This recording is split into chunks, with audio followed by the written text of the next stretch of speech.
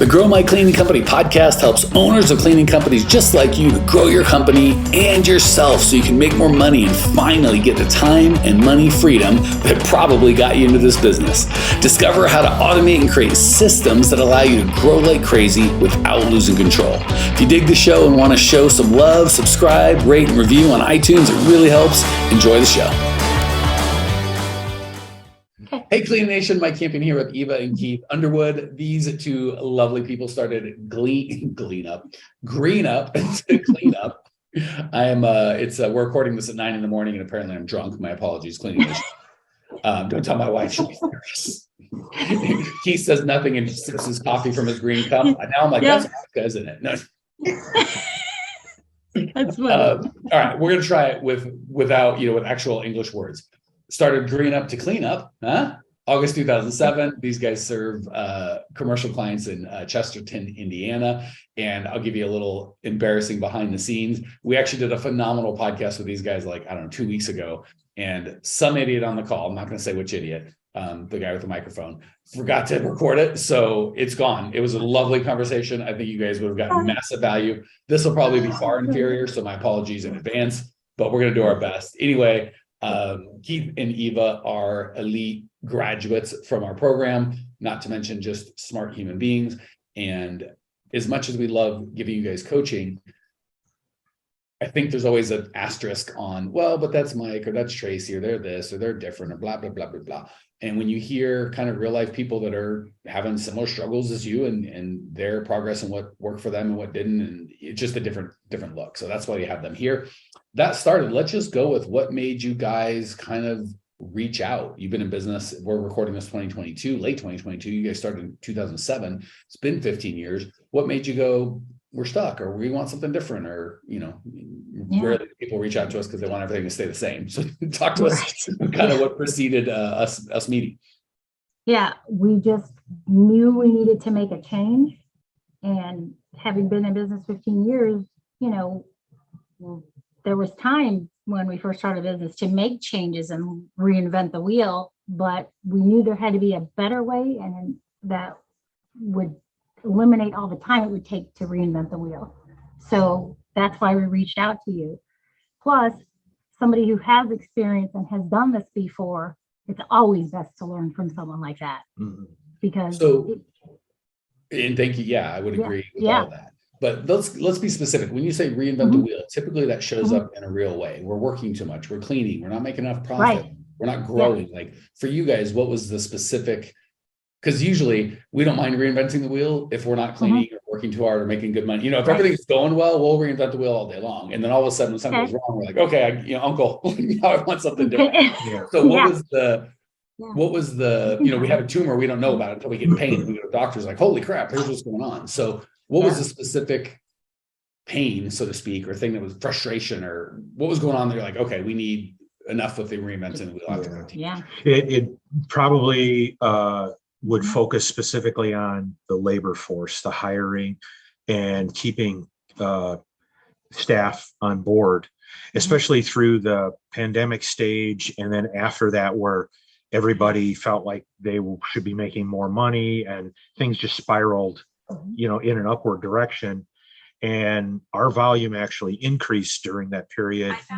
And we were, contemplating how are we going to put people on staff and not overrun our expenses that we knew we had because we had commitments already because of new revenue streams that came in for disinfecting and things like that, but then staffing those jobs became very, very difficult.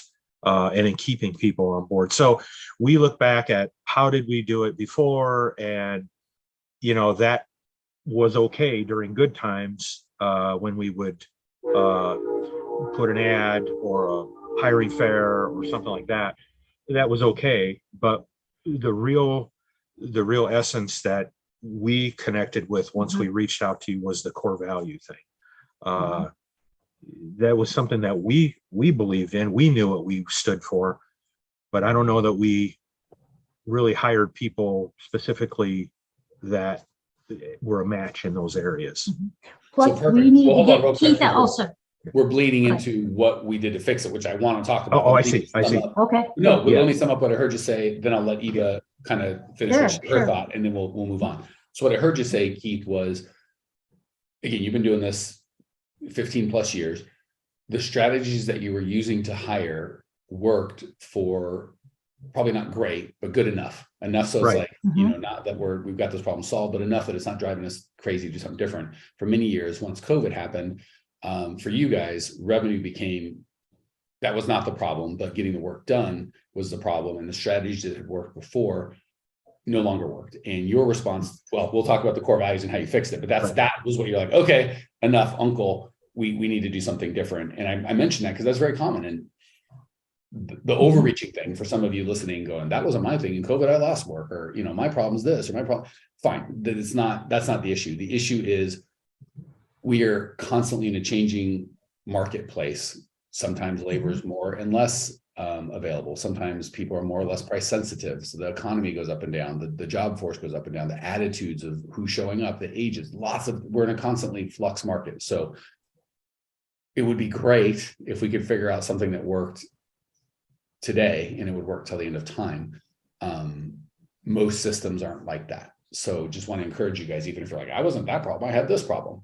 Yes, and if what you're doing was working and it's not working, you can beat your brain out for as long as you want, going, well, it worked and it should, and this isn't fair, nobody wants to work, and shaking your fist at the sky, and continue getting results that you want or that you don't want, to continue getting results that aren't working for you. Or you can go, I'm going to do something different. So step one, if you guys are taking notes, is do what Keith did and go, what we're doing isn't working. And I could spend as many hours as I want ranting about how it should work and it did work and this isn't fair and this sucks and people should be better. Or I could go, well, what do I do? Why don't I just change my tact? Why don't I just, as the owner, do what I need to do and adopt the systems that are getting where I want? Did I put words in your mouth, Keith, or is that a fair summary? No, that's That was what we collaborated on, exactly what we both felt. Yeah. Okay. Eva, you were about to say something, I interrupted you. Go ahead. No, that's okay. What I was going to say was, in addition to the changes of the And will you workforce. for the YouTube people? Yeah, sorry. In We all addition have to the half your head changes, to the workforce. best looking person on the call, and we only get half. That's right. That's right. Get her in the picture. No. So in addition to the workforce changing, what ended up happening, because we couldn't get employees the way we were doing it before, meant that Keith had to go back to the cleaning. Yeah. So for years, we didn't have that as an issue. And now we're having this as an issue. And I think a lot of service-based businesses had that same result. Like, what are we doing? Why are we having to go back to do these things that we haven't done for years? And we actually felt a regression in our business because we had ascended to a level where we didn't have to work. We could manage the business. But, when you start regressing, then you start thinking of, well, maybe it's time to get out of the business. Maybe it's, maybe we've expired, all of our fortunes here. Let's do something else, or, something else. But, we thought, what, we have been grinding on this for 15 years. We've done some good things and we made really good relationships. Let's see if there's another way, So then Eva came across you. So let me jump in, because you said some really key things and made some assumptions that I want to kind of bring into the light for a minute. The first thing you said that is so common, and that other people have a version of this that I want to make sure that they don't just take for granted. What was working before isn't working now. I would say that's just a truth, right? It's not an opinion or thought. That's just a truth. Right. And by the way, guys, gals, so few things in business are truth. And I know we're kind of in a postmodern world where it's like my truth, your truth. I still believe there's a truth. But we make 99% of our lives into truth. And I'm doing the huge quotes, and it is not. It is a belief. So there are truths. I'm not a postmodernist of whatever you think is the truth, and your truth is like, no. There's gravity works regardless if you believe in it or not. There's some things that are just the truth. Yeah. So you going, what we did before got these results before, and what we're doing now is getting us these results, and we don't want these results. I would say those are all truths. It's not my opinion, your opinion. Those are just things that are true in the world. Right. But then, and here's the insidious part, guys, gals, we do two truths and a lie. So if we just say the lie naked by itself, it's a pretty obvious lie. But if we put two truths in front of it and then we tell the lie all of a sudden sounds believable. So let me give you the version I heard of two truths and a lie. Man, we did so much better before. and if you had revenue of this X and, your revenue now is some percentage of X, well, then yes, that would be a truth that we did better before. That's truth one. Truth two, we're regressing, right? Now we're going backwards. Okay, well, if we're counting, revenue is a truthful thing, and either you had it or you didn't. If your revenue is less, it would be fair to say we are regressing. We're not getting employees anymore. Okay, that would be a truth. Either you were or you weren't, and if you're like, I'm telling you, Mike, okay, three truths and a lie. Truth. Here's where the lie sneaks right in. I got to go clean again. What has to do with anything? That is completely not the truth. It is a belief that we just, and I know Keith doesn't do this on purpose, but you notice how you just snuck that right in there, and then followed by a more egregious lie that you did catch. The next slide would be and you said it perfectly. Our fortunes are run. We did the best we could. 15 years into this thing, building up, and these guys don't have a small business. This is a real ongoing business that was worth and worth money. So we go from truths that are innocuous. What worked before didn't. Our revenue's gone down. We've regressed in revenue. Then we start tell evil lie number one. I got to go back to clean. Well, hold on. That's not the truth. That's just a belief. And then we put another belief. Well, if I have to go back to clean and we're going backwards, maybe we're just going to go backward. You know what I'm saying? Once we tell that first lie, the second lie makes sense. Like, well, yeah, if all the other things are true, which they're not, then maybe this whole damn thing's shot, right? So if we just started with the lie, if we didn't have any of that, we just said, I've been in business 15 years. We've got this much revenue, however many millions of dollars we've done since inception. This has fed our whole family for, more than a decade. And we're at the end of it. The thing's run its course. It's like, wait, what? It sounds insane. So the things that you say before have everything to do. So I just want to encourage everybody out there, be careful with your two truths and a lie, right? We'll say things that are true to make the lie sound palatable, or it just makes sense. But again, when I tell my truth, you have been in business 15 years. That's a fact. It's paid your bills for over a decade. That's a fact. You've done millions of dollars of revenue. That's a fact. So these are all truths, right? And then when I go, and the whole thing's shot, and you probably need to and you got to start cleaning, and you're going to regress to nothing. That now sounds insane. So it does. Yeah. And that was the insanity of where we got to where we are now. It kind of put us in a dark place where you start thinking, well, maybe this is why, or, maybe this is what it means. I mean, and you're trying to make sense of, what your next move is going to be. And so, then we just agreed, we're not giving up. No, we're not going to give up. We're going to dig in There's here. got to be a better way. Well, let's find a source, an outside, source that can give us advice, and help us. So let's move into what you actually did. But I want to, for everybody listening, pick your truth, right? So the lie of we got to start clean, Keith's got to clean, and we're regressing. This business may have run its course. I don't want to call it a lie, but the opinion, the belief. When you guys, and neither of us were lying. It's not like I said things that weren't true, you said things that were, vice versa. Right. I gave you 3 or 4 verifiable truths. Revenue, bills paid. Yes. None of that was an opinion. It was just the truth. The problem is you guys gave 3 or things that weren't lies. It was also the truth. So because the truth is a lot of different things, right? Like so much stuff going on with politics or whatever, and everything's spin. And it's like multiple things can be true at once, right? We could have a president that's got this strength and this weakness. And we kind of go to, they're all bad, they're all good. This guy's from the devil, this guy's from whatever. And it's like, I'm sure, including the jerk on the microphone, got some good stuff. And you can say lots of truths and go, that guy's the worst person ever, and probably feel that way. Or he's the saint and probably feel that way. And the truth is none, I'm somewhere right in the middle. So be very careful of the truths that you choose to pick. When you pick truths of we're down, we're this, we're that, and you don't let in other truths of holy crap, we've been doing this 15 years, we could probably sell it, it's worth a lot of money. The beliefs that I don't want to say the lie, but the beliefs that we choose, I've got to start cleaning. It's like, do I? Because again, there's 2 ways we could go that. What worked before is not working now. We used to be able to get employees doing X, Y, and Z. Now we're not getting enough employees to get X, Y, and Z. I guess Keith starts cleaning. That's one way to go. Another, in my opinion, simpler way is, I guess what we were doing before didn't work, but other people have businesses that they don't clean. If I just do what they do, I'll probably get the same results they do. Like, that's all. That's equally, like, none of these are like, I'm just trying to be some fantastical, like, it's the secret, Keith, just believe everything's going to be great and it'll be perfect. Like, these are all things that are true, right? Keith going, if I clean, that will help me complete jobs even if I don't have enough employees. True, I suppose. Right.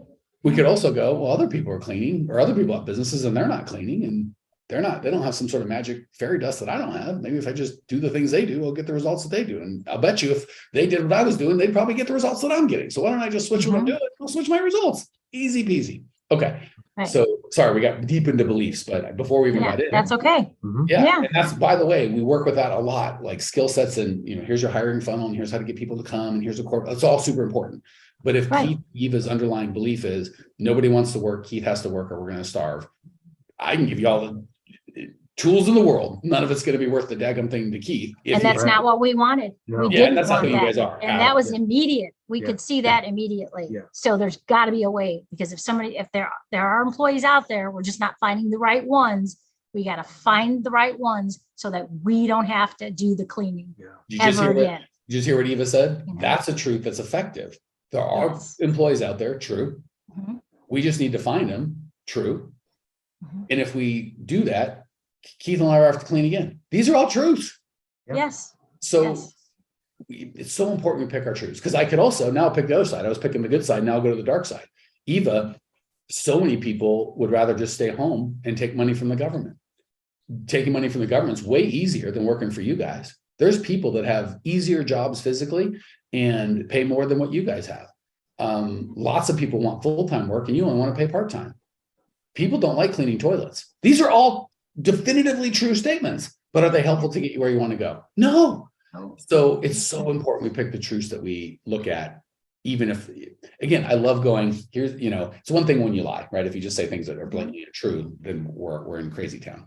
But if we just go, here's a set of truths that are going to help me get towards my goal, and here's a set of truths that are going to hurt me in my goal. All the truths I just said aren't going to help, right? And if you just meditated and sat in that, people don't like working, it's hard labor, people could make more money elsewhere, then that's what you'll get. But you said it perfectly. There's lots of people out here that are blessed to have this job. And if we just find a way to find them and communicate them, not only will not Keith have to work, they'll be so appreciative. We can change other people's lives and our impact will be better. These are all truths. None of this is just some, they're all truths that move you in a direction. Why not just pick the outcome that you want first and pick the truths? Don't lie. Don't tell yourself lies. Everyone wants to work for it. It's best. This is, unicorns and rainbows and it'll be easy. Well, now you're going to kill yourself. But if you say things like other people are doing it, we've had good employees before, there are people that know how to do it and that will teach me their experience. There's all sorts of truths that are just wildly easy. Okay. So let's assume magically, and again, you were with this for 9 weeks, so it wasn't magic. It took hard work. Let's just assume we waved a magic wand and your beliefs are now effective.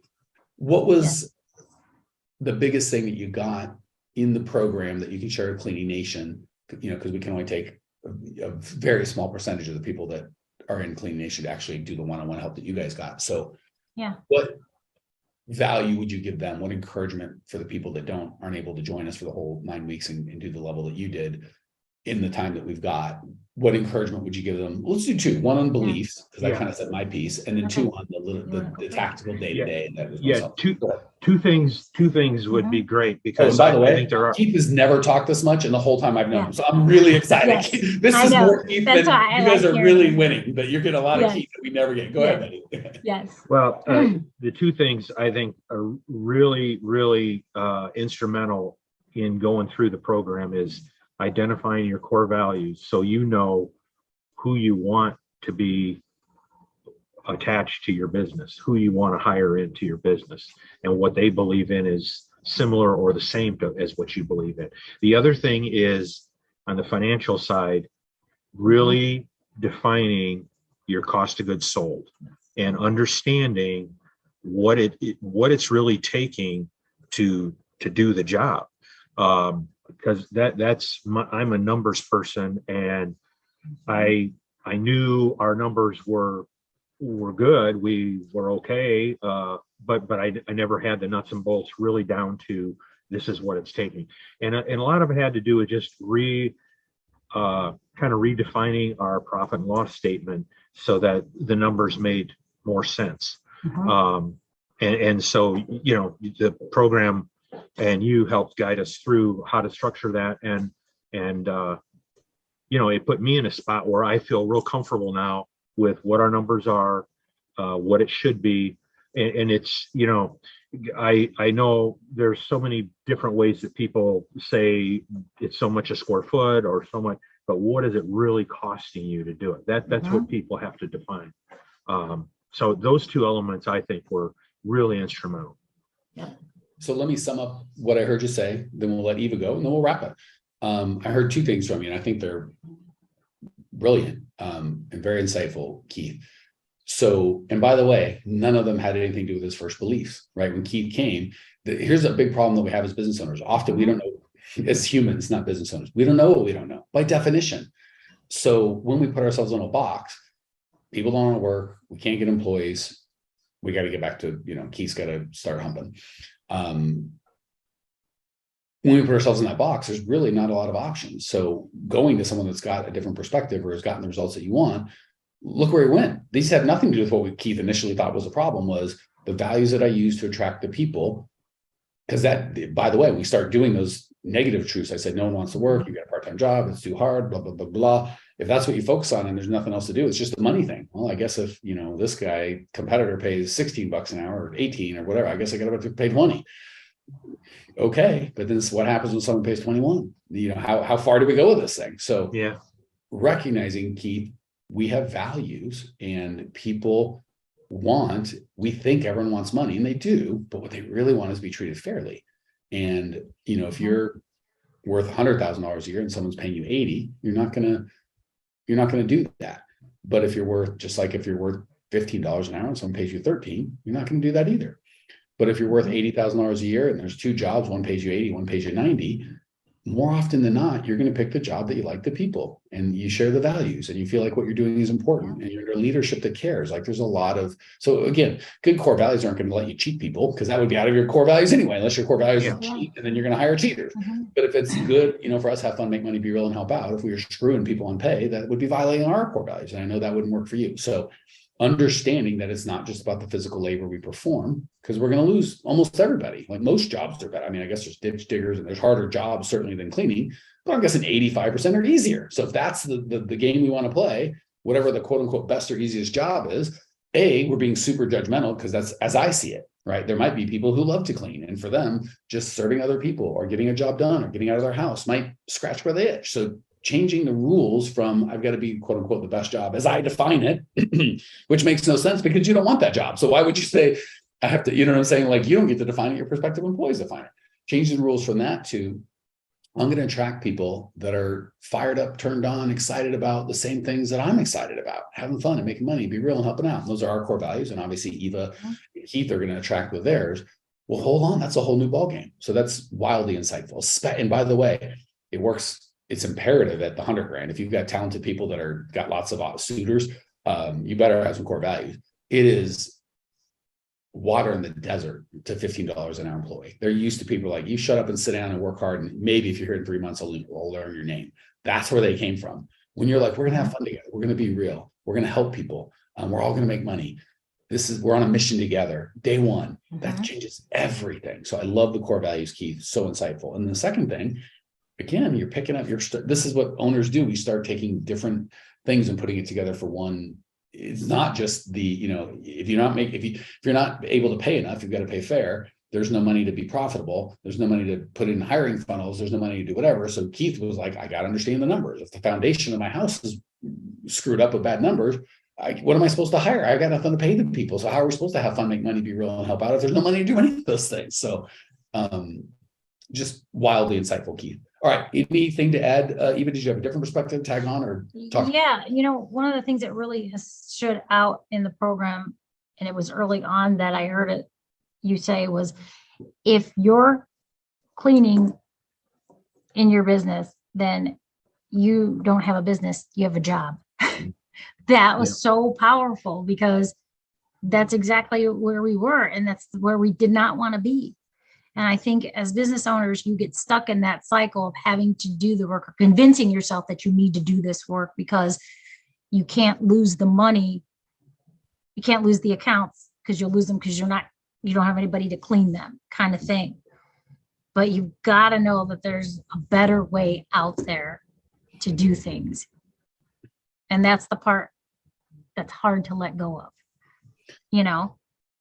very simple to let go of, but not easy to let go of. Very simple to understand what we say. Right. And let me just encourage you podcast listeners, somebody that have read my books. The biggest frustration, I love the podcast because, again, we can only take so many people, and it's nice to be able to help thousands of people at one time. Yeah. But it is the reason we do have the program, we have coaches, we do this with you, is it is really hard to change your beliefs by yourself. So I just want to encourage you, if like, man, I listen to the podcast and I know this stuff, but my life isn't changing, I'm not doing it. That's very common, right? So obviously we're happy to at least have a conversation, see if we can help. If that's not a fit, you still need a community, right? Find other people to listen to the podcast with, build a community, because when we're changing beliefs, very few of us can just hear content or read content and then change. We can sometimes change our actions, which is short term, right? If I change my action on how I eat, but not my beliefs about food, it's not going to change a weight. Same thing with my business. So we can often change our actions, but it takes typically, not always, but typically a community to really change beliefs, which gets long-term results. All right, guys, gals, I'm going to say it. I think this podcast was better than the first. First one's gone forever, so we'll never know, but I think it was. Yeah. So no, I think it was really good. Yeah. We got Keith to talk. So for me, that was my whole goal. That was my only goal for the whole thing. Everything else is a bonus. So Cleaning Nation, if this is super helpful, we've got just, I think, almost 900 podcasts at growmycleaningcompany.com, completely free. There's 5 shifts that you need, all the stuff that's going to help you get clarity and start putting the helpful truths to get you where you want into your brain. Check it out, growmycleaningcompany.com. See you there. Well, here we are, the end of the podcast, and you made it. Great job. I've got a little bonus for you for sticking through with me, but like I mentioned before, if you got value out of this podcast and you want to show a little love, subscribe, rate, and review on iTunes, Spotify, wherever the heck you're listening to this thing. Share with a friend, share the love. And as a special thank you for those of you that stuck with me to the end, how about I give you my personal phone number so we can text? It's a great way for me to get to know you, your business, your goals personally. So shoot me a text now, 602-932-6431. 602-932-6431. I am the only one who responds to these texts, and I will personally respond to everyone I possibly can as long as this number is manned. Don't know how long we're going to keep this at the end of the podcast, so grab it now. 602-932-6431. Give me a text, say hey, can't wait to meet you.